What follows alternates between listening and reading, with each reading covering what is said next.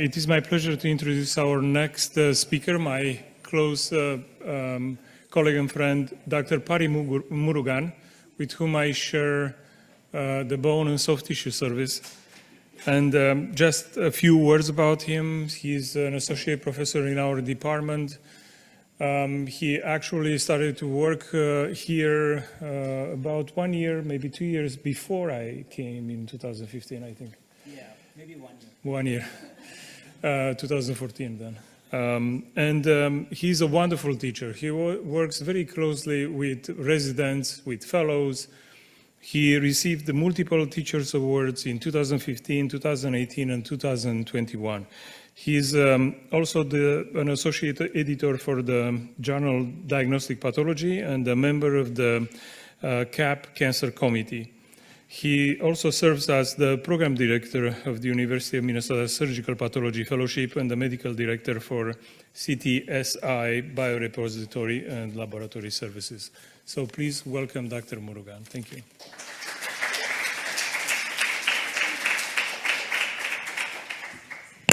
Thank you very much, Emil. Hello, everyone. Good afternoon. So I'm going to try something a little bit different this time around. So this is the online platform called for the Digital Pathology Association. So I was going to go directly into their platform. This is unique because I don't know if some of you have been exposed to this before, but it lets you integrate PowerPoint presentations along with WSIs. So let's try it out, and please forgive me if there are going to be any technical glitches because I haven't tried it on the big screen before this. Okay, so today let's talk about how we're going to manage risk in soft tissue bone tumors. So I'll be sharing a few examples with you. So soft tissue bone tumors, as most of you know, is kind of a niche specialty in large hospitals that have expert, musculoskeletal oncologists. However, if you're in a general practice, you might still occasionally encounter them because general surgeons do take out superficial soft tissue tumors, especially like something like a lipoma. But oftentimes, lesions can be indeterminate, and you might inadvertently come across a soft tissue tumor as such that's not a lipoma. And then the other situation in which you might see soft tissue tumors in a general practice is when organ-specific surgeon like a thoracic surgeon or a GYN surgeon goes in and takes out a lesion, and that actually happens to be a visceral soft tissue or a mesenchymal tumor, right? So when you encounter such a situation, it's obviously critical that you understand the fundamentals, at least the basics of soft tissue bone pathology, and what to avoid and what to look out for. And this point, the second point over here, is highly critical because most of the residents and fellows who rotated with me know I keep emphasizing the clinical and imaging information is extraordinarily critical. It's not that it's not important in other specialties, but in particular for soft tissue bone pathology, it's almost like you never sign out one without knowing what the clinical and imaging information is. And then finally, some key advances, not all of them, so we keep getting new molecular advances in soft tissue bone pathology almost every other day, but at least the key basic advances that change diagnostic categories, it's good to be aware of those. So I want to broadly divide what I'm going to talk about into these three main categories and what the pitfalls that can be encountered in these categories. The first one is the red category, where you get malignant tumors with deceptively benign histology. We'll look at a couple of examples there. And then the second category is going to be the other way around. So you get benign tumors with malignant-looking histology. And the final one is going to be soft tissue and bone tumors that mimic non-mesenchymal neoplasm, especially ones that have cytokeratin or epithelial or maybe melanocytic marker reactivity and yet are sarcomas. And then finally, something good to remember is morphologic heterogeneity is notorious in soft tissue bone tumors. So here's my red category case number one. We have a 54-year-old patient who presents with a chronic non-healing wound in the abdominal wall. You can see this over here. So in the abdominal wall musculature, there is an ill-defined lesion that seems to push into the peritoneal cavity and also into the subcutaneous adipose tissue with perhaps some ulceration of the skin. And you can see because of the nature of this lesion, the patient goes to a general surgeon, and the general surgeon says, apparently they had a pathology report before, which was a biopsy that showed, or probably an excision that showed there was no evidence of malignancy. So the surgeon says it's a non-healing wound secondary to probably surgical excision of a whole hematoma, and then goes ahead to take it out. So this is what we see. So you can see in this whole slide image that there is ulcerated skin over here, and then the dermis has this big old collagenous scar. On this side, let's take a closer look. So you're seeing this ulcer bed with some neutrophils and some granulation tissue, and then you see a myofibroblastic type cellularity going on just underneath that granulation tissue.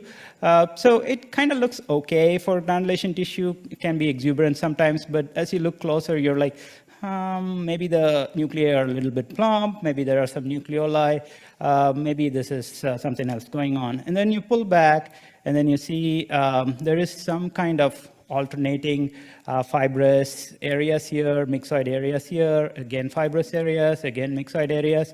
But the cellularity decreases, and the nuclear enlargement also comes down, it kind of shrinks.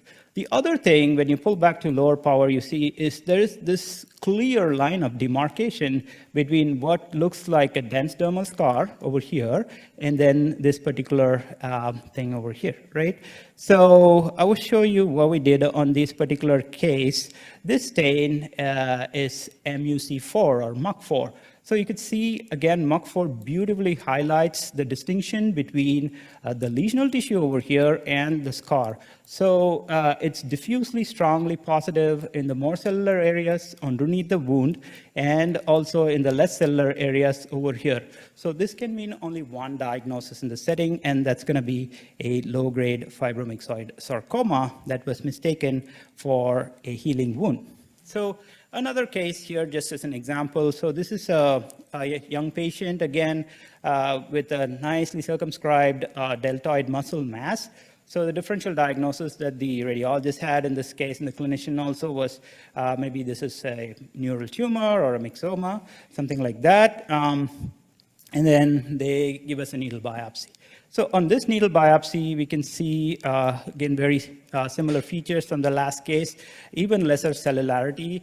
So it's so bland, you're basically thinking of, okay, is this some kind of cellular area from the periphery of a myxoma? Is this some kind of fibroma, maybe a neurofibroma? Or maybe they just missed a lesion and went tangentially through into the capsule. So all these are going through your mind, but again, now you know what this lesion is going to be. When we do the MUC4, it's strongly and diffusely positive. So this is another case of low-grade fibromyxoid sarcoma. So I just wanted to go back a little bit to the previous slide and see if I can compare it with another case I have on file over here. So let's try this.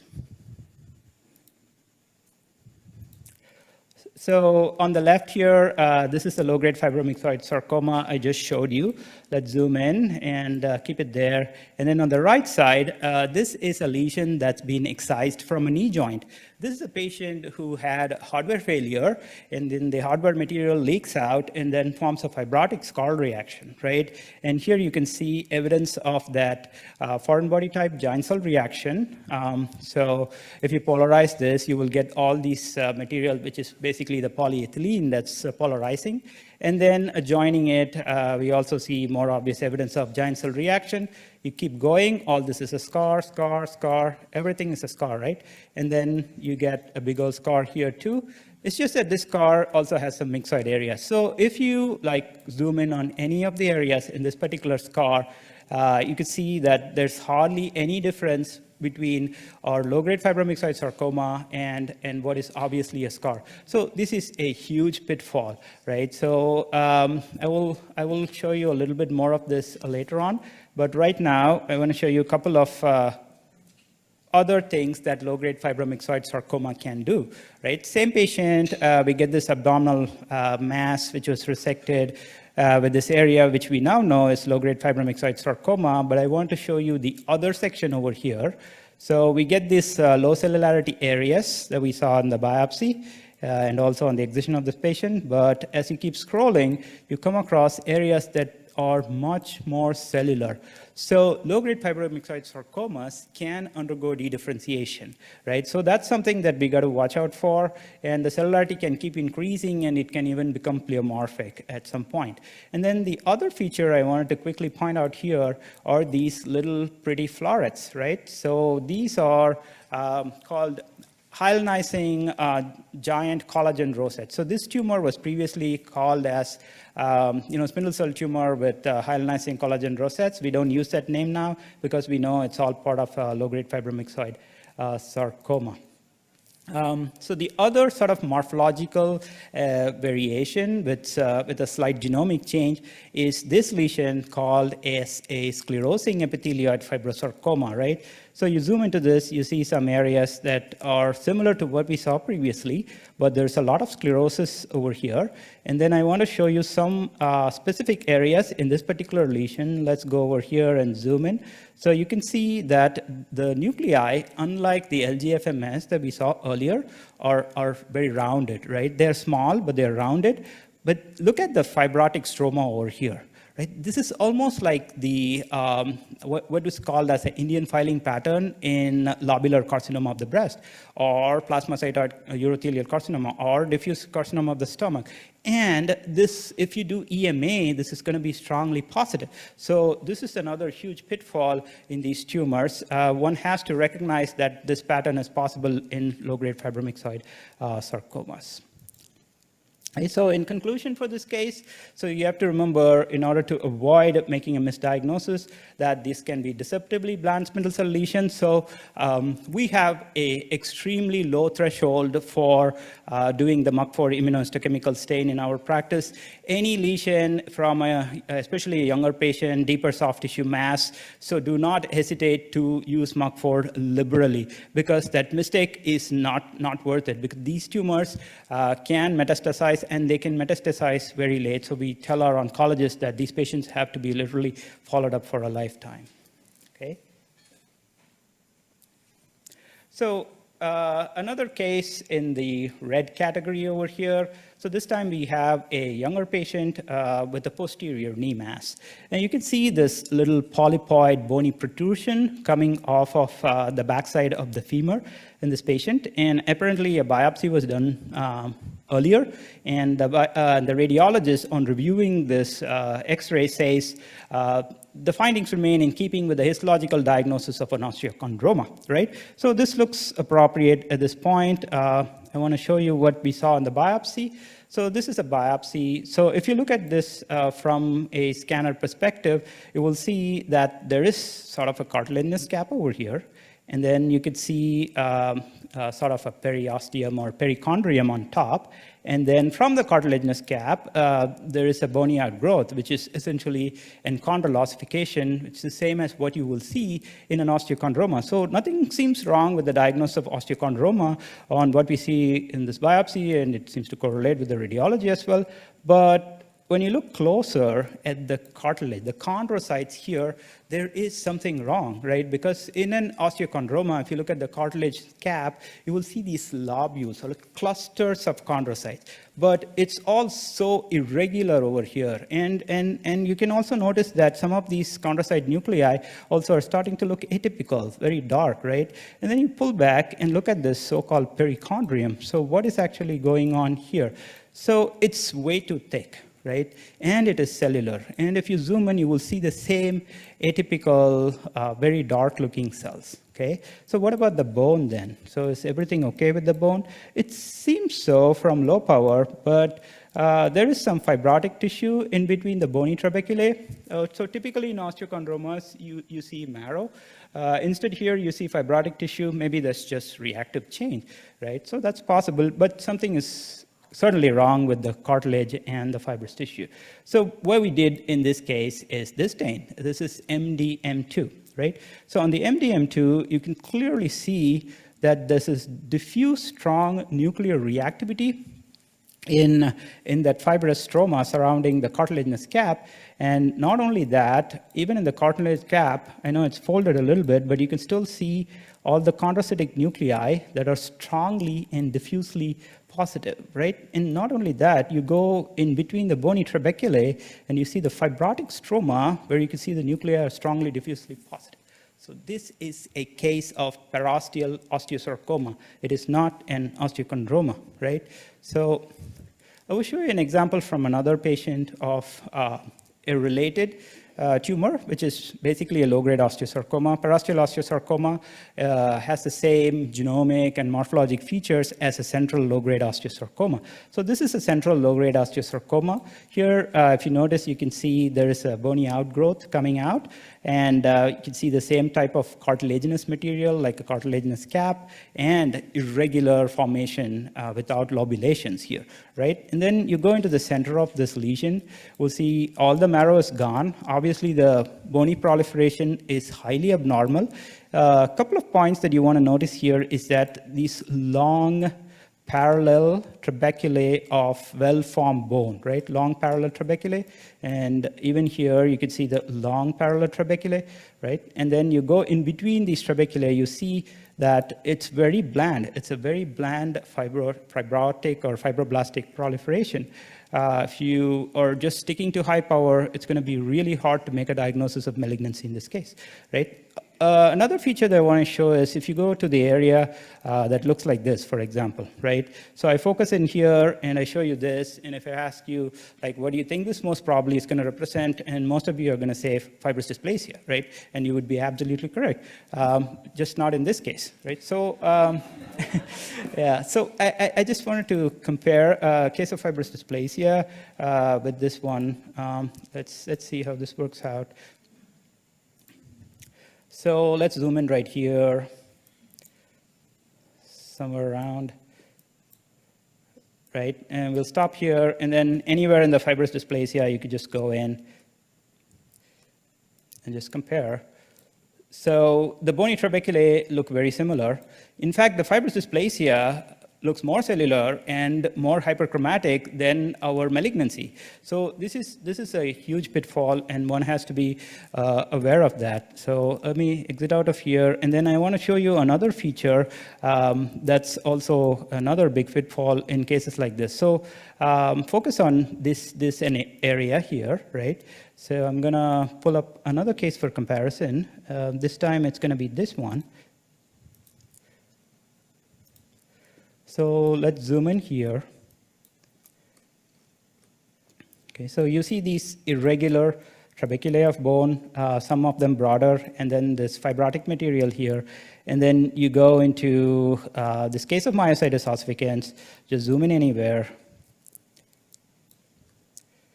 And so you could see how hard it is on a biopsy or a curettage material to tell the difference between these two unless you have full clinical information. Sometimes, even if you have full clinical information, myositis ossificans many times is just a lesion in the muscle, which is very close to the bone, which is what parosteal osteosarcoma does, right? So it's going to be very similar. However, there is one escape route in this particular situation, because if you pull back, you will see in a myositis ossificans, as most of you know, there's going to be a distinct zonation phenomenon, right? So you can see that phenomenon over here. So you see more mature bone on the periphery, and then less mature bone in the middle of the lesion, and then just a fibroblastic proliferation in the center. So if you pull back on the low-grade osteosarcoma, it's going to be irregular bone everywhere. There is no zonation at all, right? So in a larger specimen, this is a very, very useful clue to make the distinction between these two lesions. All right. So, and then the other thing about low-grade osteosarcomas is that they can metastasize, right? And even when they are in the low-grade state, they can metastasize. So I want to show you an example of that. So here, just so you will believe me, this is actually bronchial epithelium, right? So this is in the lung, and we can see similar type of very, very low-grade, bland-appearing fibroblastic proliferation and these bony strands. So this is metastatic low-grade osteosarcoma in its low-grade state. However, most of these cases do dedifferentiate before they metastasize. Even in this case, you could see there is higher cellularity in this particular area, so it's on its way to becoming dedifferentiated. So in summary, low-grade osteosarcoma is obviously a deceptively bland spindle cell tumor with well-formed bony trabeculae, unlike your traditional high-grade osteosarcoma, and the cartilage cap can also give you really good clues. So the good news is MDM2, really good immunohistochemical stain. If you know how to use it appropriately, it will be positive in greater than 85–90% of cases. If not, if you still have a suspicion, you can always do MDM2 FISH, right? And these cases often recur locally, but the most important thing is they can metastasize. All right, so we are at 3:52, so maybe I'll skip the next one.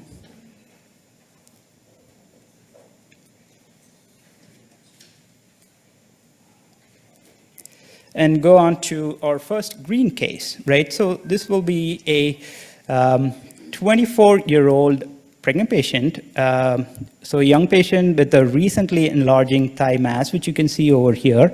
So this is about like a small 3-centimeter lesion, which appears well circumscribed, but it is situated sort of in the deeper soft tissue. So that skeletal muscle is in the deeper soft tissue.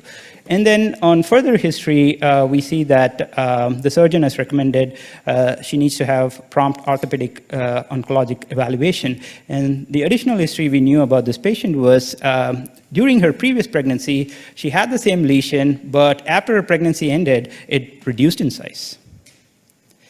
So here is a needle biopsy from this particular mass, and as you can see, most of it is fibrotic, but there are also some cellular areas, right? So let's zoom in on the cellular areas. Even before I go any further, you would have noticed that this lesion is highly bizarre, highly pleomorphic cells, right? So much variation, nuclear size and shape, and you got a lot of hyperchromasia, right? So, and I think my colleague also marked mitosis somewhere over here, so perhaps this one is even like a atypical looking mitosis, right? But then we also noticed some other things. So the cytoplasm is very foamy, almost histiocytoid cytoplasm.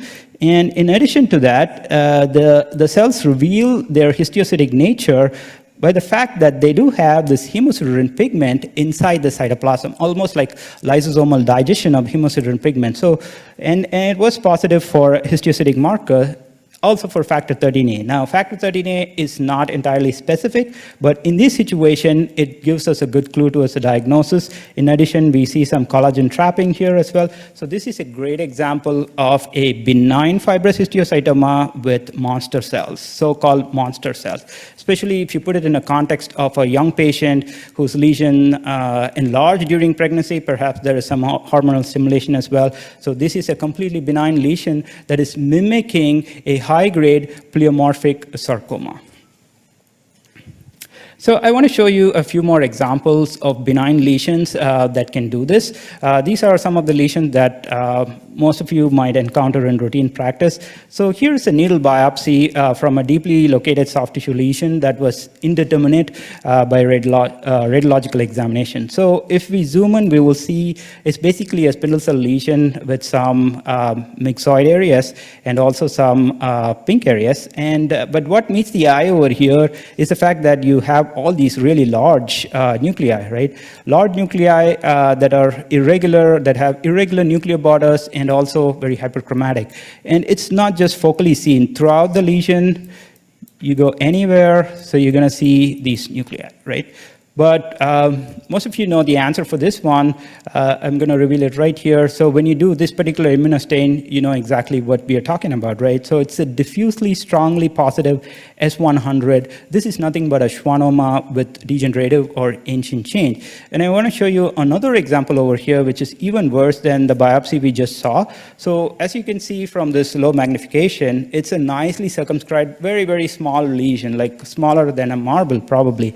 But if you look closer, you will see that there is so much atypia here, like significantly enlarged nuclei, hyperchromasia, again, irregular nuclear borders. But in this particular case, a helpful clue is that, again, it's very small, of course, and you don't have any mitotic activity at all. So this is often a helpful clue in schwannomas with ancient or degenerative change.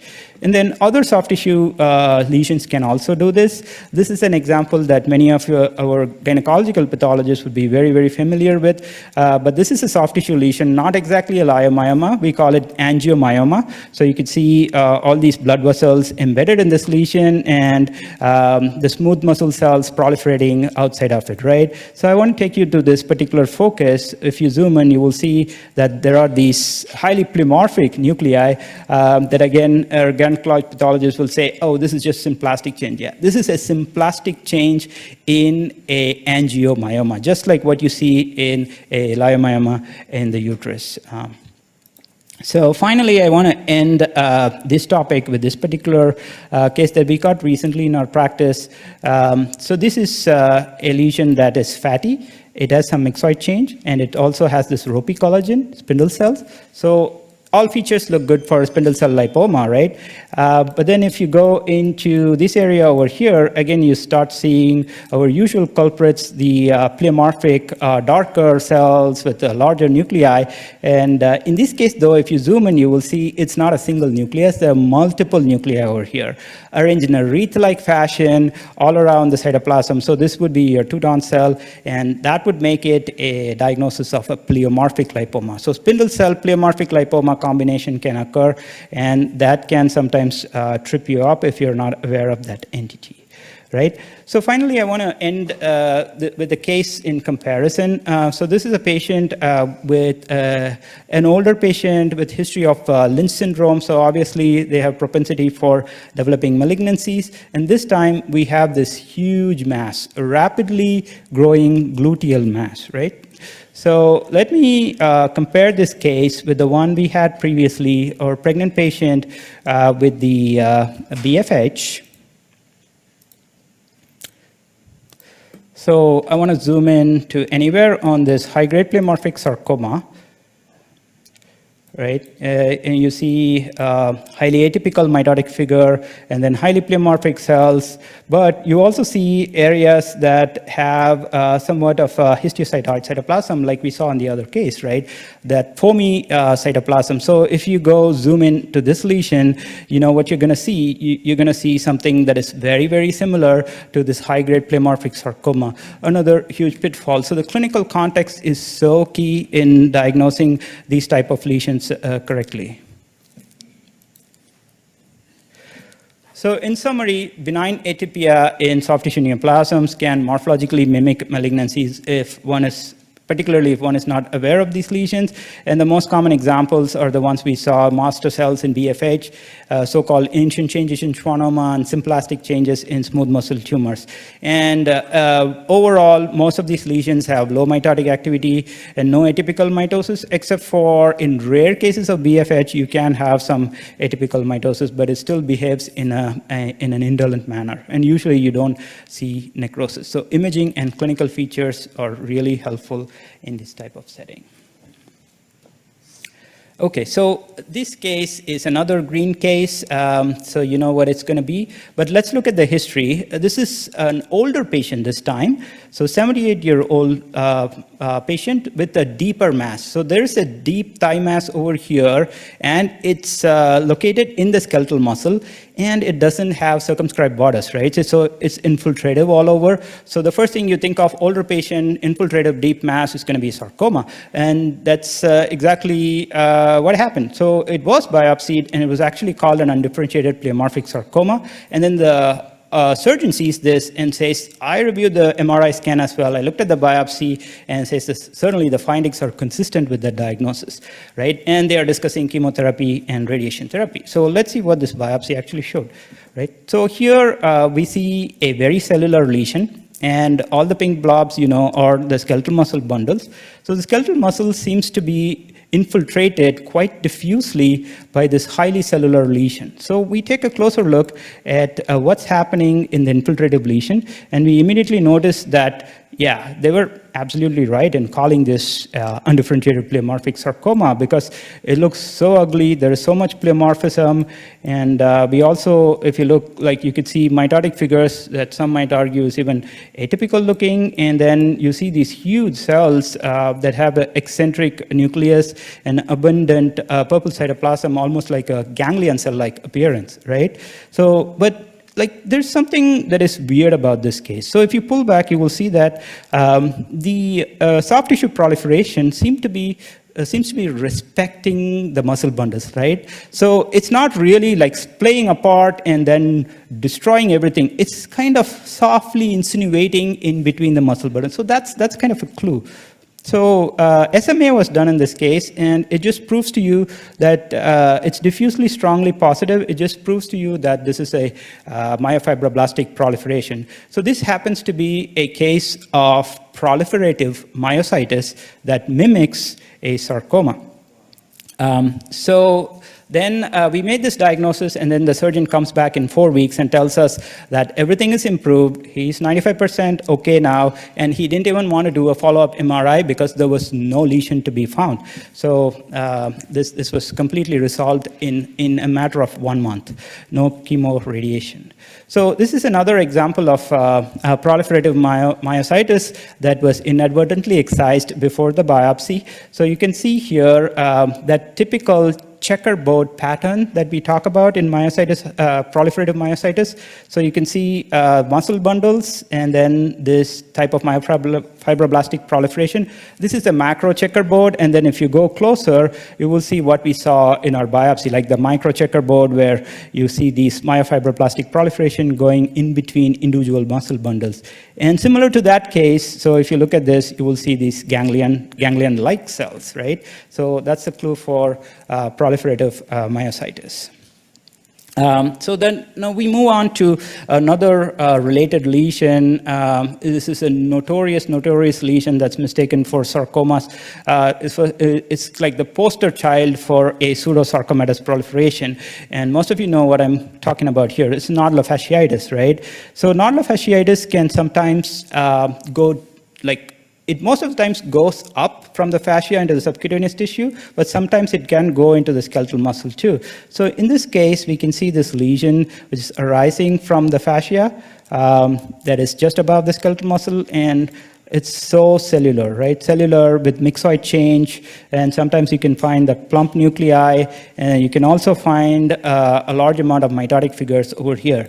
So these can, without proper clinical history, this can easily be misdiagnosed as at least an intermediate grade sarcoma. So watch out for nodular fasciitis. So here is a case in comparison though. So this time we have an older patient, nearly 80 years old, and the mass is subcutaneous. So it's not a deep mass, it is subcutaneous, but it's quite large. It's nearly 7 centimeters, and it also has this MRI signal that extends beyond the border of the mass, seemingly infiltrating into the septations around the adipose tissue over here. So if you look at this mass from a low power, this and the nodular fasciitis look pretty much similar, right? But when you go higher, you will see that there are these larger caliber blood vessels. So if you do the CD34 or CD31, this will pop out, but you can see these are larger caliber blood vessels, and they have this very hyperchromatic nuclei. So again, I'm going to do my same trick. I'm going to pull this up and then compare it with your nodular fasciitis.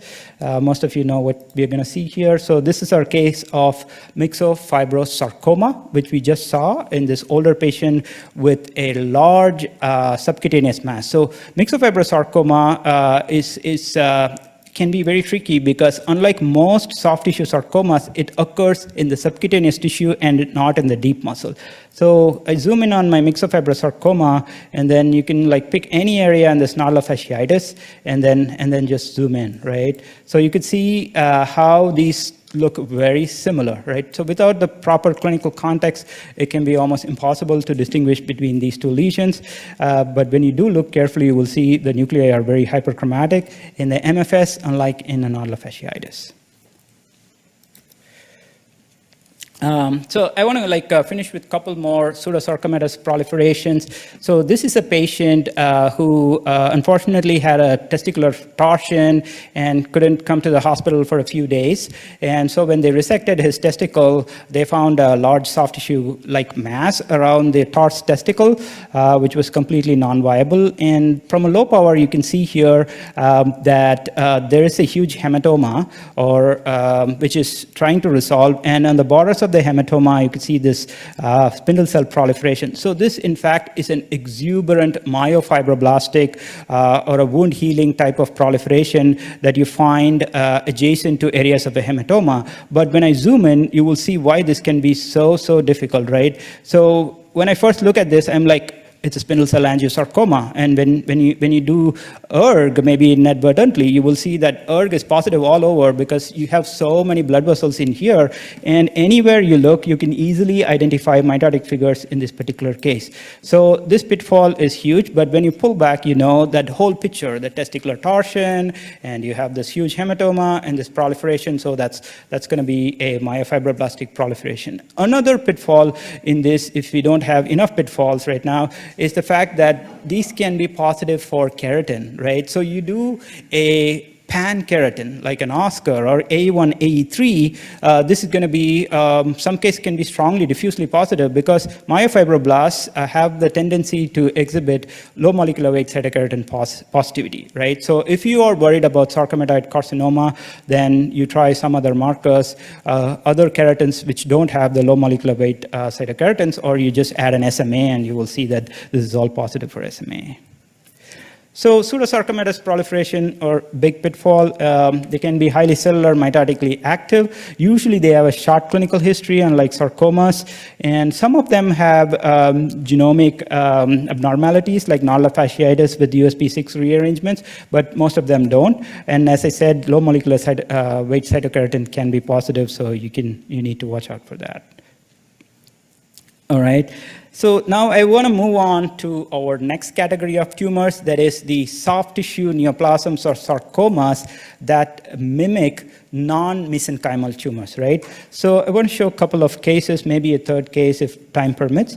So here we have a 53-year-old patient who had a gradually enlarging right wrist mass. So you can see the mass both in the axial and the coronal here. So there's a small little mass over here just underneath the skin, looks really nondescript. So the surgeon sees it and says, oh, it's fibromatosis, giant cell tumor, fibroma, whatever, it's benign. So I'm going to take it out, right? But our surgeons are very intelligent. They know much better than to just take it out. So they did a biopsy. So here you can see mostly it's a fibrous tumor, and then here's the cellular area.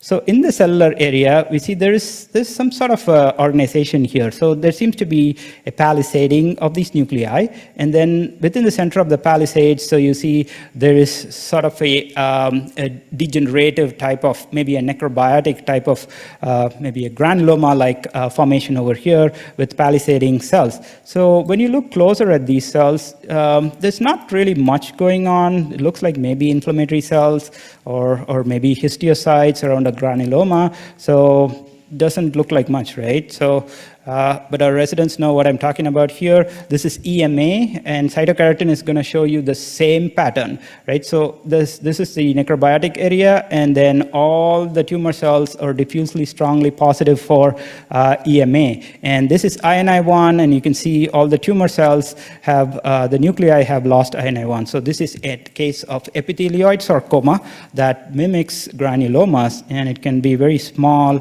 and nondescript as well. So I want to compare this with a case of a rheumatoid nodule, right? So rheumatoid nodule is the closest lesion where you get a granuloma with necrobiosis in the center. So we can just zoom in anywhere here. You can see that there is a similar type of necrobiosis going on in the center, and it's surrounded by a vague palisading of these plump cells, which are basically histiocytes. In this case, it may be slightly difficult to identify this as not as an epithelial sarcoma because you do have this chronic inflammatory infiltrate in the background, as you might see in a rheumatoid nodule. But let me show you one more case here. So this is a case of granuloma annulare. Right? Again, in a young patient, epithelial sarcomas do occur in young patient. So in the granuloma annulare, you don't see too much of inflammation, but you see a similar type of epithelial-looking cells and a central necrobiosis. So I'm going to do my comparison here. I'm going to pick my case of epithelial sarcoma and put them side by side. So let's zoom in on the granuloma annulare. So that's where we are at, right? So let's zoom in anywhere on the epithelial sarcoma. So like similar magnification, even higher here. So you could say that the granuloma annulare probably has more atypia than the epithelial sarcoma, right? So this is a huge pitfall, and we need to recognize. And like the MUC4 for low-grade fibromyxoid sarcoma, this is a very easy way to make the diagnosis. Just liberally use keratin whenever you see a lesion like this. No harm, no foul. You just make sure the keratin is negative before you call anything as granuloma annulare or a rheumatoid nodule. All right, so epithelial sarcoma, as most of you know, can have this histiocytic look and can have central degeneration, and mostly young patient distal extremity. Any lesion, any nodule in the hand or feet of young patients, I don't even look at the slide. You could just order cytokeratin just to make sure, right? So it's that bad because it's such an aggressive tumor that can have local and distal metastasis. So at this point, I also want to quickly mention some CK-positive sarcomas. Epithelial angiosarcoma is a big culprit. Synovial sarcomas, obviously you know. Alveolar rhabdomyosarcomas can sometimes be positive for keratin. Epithelial MPNSTs, and also desmoplastic small round cell tumor can be keratin positive, right? So this case, I want to quickly go through this. We have a couple of minutes here. 40-year-old patient with the knee mass increasing in size for the past year. So here you can see the mass, and then the surgeons are like, oh, we don't know what this is. It could be benign, malignant, whatever, right? And then you can see here there is a patella, and then this is actually the patellar tendon. And the lesion is sitting right bang in the middle of the patellar tendon. So you look at the biopsy on this one, and you zoom in, you will see that this is a nest of epithelioid cells, several nests and some cords of epithelioid cells, right? And then you also have some of the cells having more prominent nucleoli. And then a peculiar feature is that you find these giant cells in this particular lesion. And I want to show a similar case, or before that, we have some immunostains. So this is S100, strongly diffusely positive. This is HMB45, strongly diffusely positive. And melanA also showed the same thing. So you know what this is, right? So this is a melanoma? No, it's not going to be a melanoma because I'm not showing melanomas in this session. So it is a clear cell sarcoma, of course. So here's another case where clear cell sarcomas can actually form melanin pigment, right? So look at that. So they do produce true melanosomes. That's why they are positive for all those melanocytic markers. But the treatment is going to be totally different. The clinical behavior is going to be totally different for clear cell sarcomas. So we need to get the diagnosis right. So what are we going to do when we get all melanocytic markers positive? So how are we going to tell the difference, right? So one is melanomas typically don't have these multinucleated giant cells. So that's kind of a clue. And then BRAF is very unusual in clear cell sarcoma.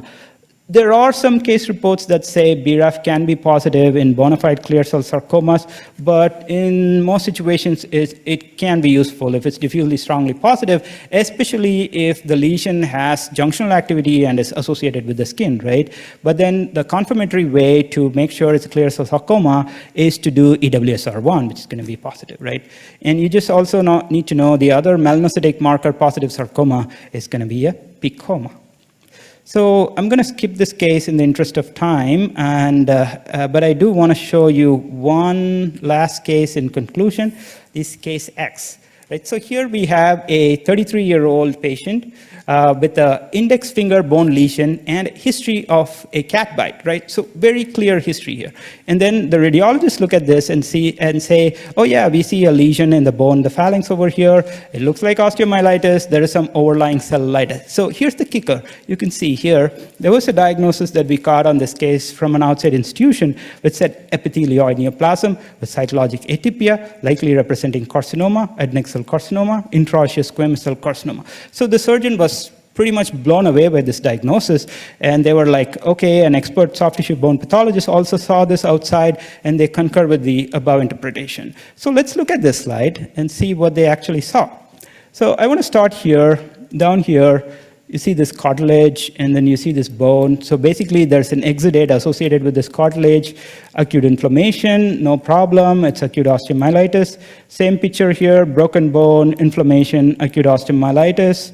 So no problems at all. Oops. It's a very unfortunate moment for it to go off. Well, digital pathology, right? That's why you need a scope.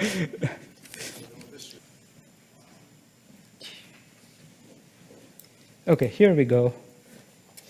So, yeah, so we discussed that there is clearly osteomyelitis, but we want to look at the elephant in the room, right? So this tissue. So what's going on here? So I show this tissue to any of our residents who are on the GU service and ask them what this is, and they're going to be, non-invasive papillary urothelial carcinoma, probably low grade, and they're like, oh, there are umbrella cells here, there's a papillary formation here. The additional thing I want to point out here is that, you see this is Cautery effect, right? So Cautery effect in the soft tissue surrounding this, and I call up my orthopedic surgeons and ask them, when you do a bone curettage, do you ever use the cautery? And they're like, no, never. So then why is this piece of tissue having cautery effect and the osteomyelitis is just clean? So because this is a floater, right? So there's no correlation with the imaging here. There's no correlation with the clinical history, and the tissue was not present on any additional sections, and you make a rare esoteric diagnosis of intraosseous squamous cell carcinoma. That's just not going to happen, right? So most of these cases with a floater are resolved by available info. You clearly know that's a floater. In some select cases, you may need DNA testing. And in this particular patient, you'll see that in a four-month follow-up, she's very pleased. We took away the diagnosis of carcinoma. Nothing more was done, and she regained full motion of her finger. So take-home lessons here are very obvious lessons. So we need to have some knowledge of the benign appearing aggressive entities in soft tissue bone pathology, and also the pseudosarcomatous lesion. And we need to be aware of soft tissue bone tumors that can have non-mesenchymal histology as well as non-mesenchymal IHC, right? And always correlate with imaging and clinical information, especially for a resident. Don't ever sign out soft tissue bone cases without this information. And then, lastly, when in doubt, please don't hesitate to ask for help. Thank you.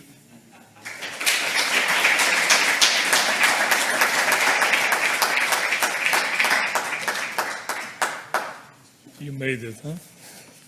It was so fast. Probably the computer was saying the same thing, this guy is moving too fast.